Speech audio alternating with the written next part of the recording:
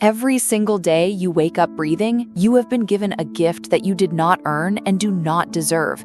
And right now, in this very moment, something extraordinary is about to happen because you clicked on this video, not by accident, but by divine appointment. So stay with me because what I am about to share with you will shift your entire perspective on prayer and your relationship with God. And by the end of this video, you will never pray the same way again. So let us begin with the most fundamental truth that so many people miss. God is not a distant entity sitting on a throne ignoring your cries. He is not a cosmic vending machine where you insert prayers and receive blessings. He is the living, breathing, omnipresent force that holds every atom of your being together. And when you understand this truth, prayer stops being a ritual and starts becoming a conversation, a relationship, a lifeline that connects your finite human spirit to the infinite creator of the universe. Now, let me ask you something. How many times have you prayed and felt like your words hit the ceiling and bounced back? How many times have you knelt down with tears streaming down your face, begging God for an answer and heard nothing but silence?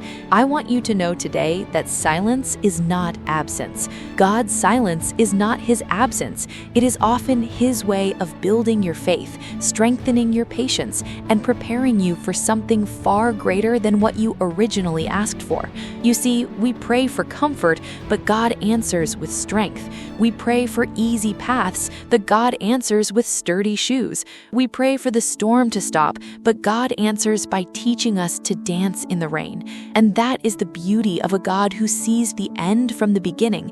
He knows what you need before you even open your mouth. Jesus himself said in Matthew chapter 6, verse 8, "Your Father knows what you need before you ask him." So if he already knows, then why do we pray? We pray not to inform God, but to align ourselves with God. Prayer is the process by which we surrender our limited understanding and embrace his unlimited wisdom. Prayer is not about changing God's mind. It is about allowing God to change ours. And when your mind is changed, your words change. When your words change, your actions change. When your actions change, your life changes. And when your life changes, you become a living testimony of the power of prayer. Now, I want to share with you a prayer framework that will revolutionize your spiritual life.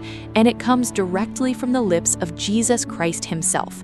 When his disciples came to him and said, "Lord, teach us to pray," he did not give them a complicated theological lecture. He gave them a pattern, a blueprint that begins with worship. "Our Father, who art in heaven, hallowed be thy name." Notice he did not start with requests. He started with reverence. He started with honor. He started with acknowledging who God is before asking God for anything.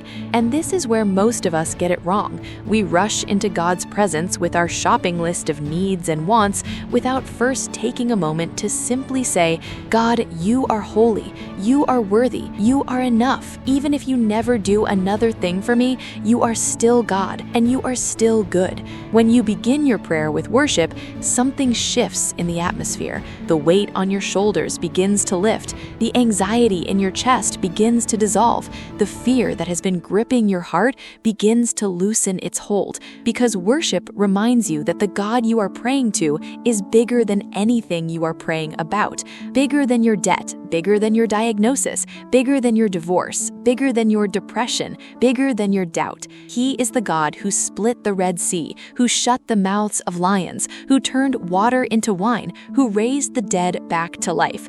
And he is the same God who hears your prayer right now at this very moment. So after worship comes surrender. "Thy kingdom come, thy will be done on earth as it is in heaven." This is the hardest part of prayer because it requires you to let go of control. It requires you to say, "God, I trust you more than I trust myself. I trust your plan more than I trust my plan. I trust your timing more than I trust my timing." And this is where faith is truly tested, because faith is not believing God can, it's believing God will, even when everything around you says he will not, even when the doctors say there is no hope, even when the bank account says there is no provision, even when the relationship says there is no reconciliation. Faith says, but. God, and those two words, but God, have changed more situations than any human effort ever could. Then comes provision. Give us this day our daily bread. Notice it says daily bread, not weekly bread, not monthly bread, not yearly bread, daily bread. God wants you to depend on Him every single day. He wants you to wake up every morning and say, God, I need you today. Not just on Sundays, not just when things go wrong, not just when you are desperate, but every single day. Because daily dependence builds daily intimacy, and daily intimacy builds unshakable faith. Then comes forgiveness, and forgive us our debts as we forgive our debtors. This is the part that most people want to skip over, but I need you to hear this clearly. Unforgiveness is the #1 prayer blocker in your life. You cannot ask God to forgive you while you hold hatred in your heart towards someone else. You cannot ask God for mercy while you refuse to show mercy to others. Forgiveness is not about letting the other person off the hook. It is about letting yourself off the hook. It is about freeing yourself from the prison of bitterness and resentment that has been holding you captive. When you forgive, you do not do it because they deserve it. You do it because you deserve peace. You deserve freedom. You deserve to move forward. And God cannot pour new wine into old wineskins. He cannot pour new blessings into a heart that is still contaminated with old grudges. So today, right now, I challenge you to release that person, release that pain, release that memory, and watch how God begins to move in your life in ways you never imagined.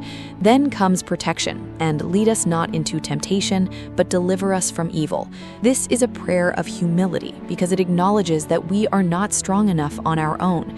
We need God's protection. We need His guidance. We need His hedge of safety around our minds, our hearts, our families, our finances, and our futures. The enemy is real. Spiritual warfare is real, but greater is He that is in you than he that is in the world. And when you pray this prayer of protection, you are activating heavenly forces on your behalf.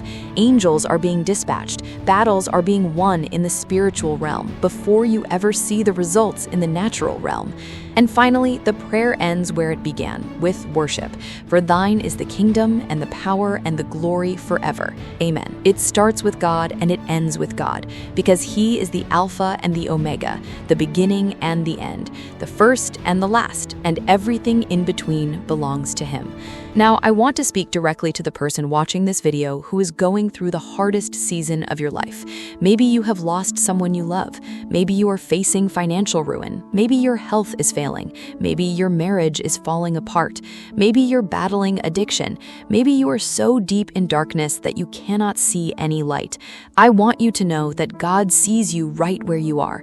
He has not forgotten you. He has not abandoned you. He is working behind the scenes in ways you cannot see, orchestrating things in your favor, turning your mess into a message, your test into a testimony, your pain into purpose, and your breakdown into a breakthrough. Do not give up. Do not stop praying. Do not lose faith, because weeping may endure for a night, but joy comes in the morning. Your morning is coming. Your breakthrough is coming. Your healing is coming. Your restoration is coming, and it is closer than you think. So I want to pray for you right now, wherever you are, whoever you are, whatever you are facing. Father God, I come before you right now on behalf of every person watching this video.